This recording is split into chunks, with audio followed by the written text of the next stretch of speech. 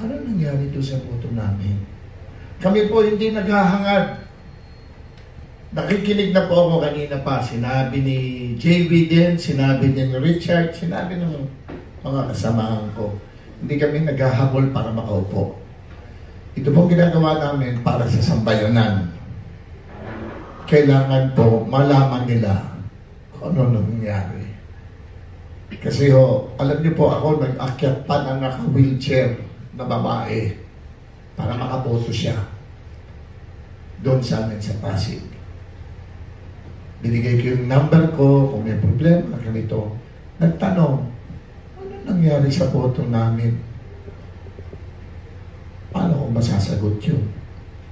Ang makakasagot lang nun, ang COMELEC. Sila lang makakasagot. Wala akong sinasabing gumawa sila ng ano.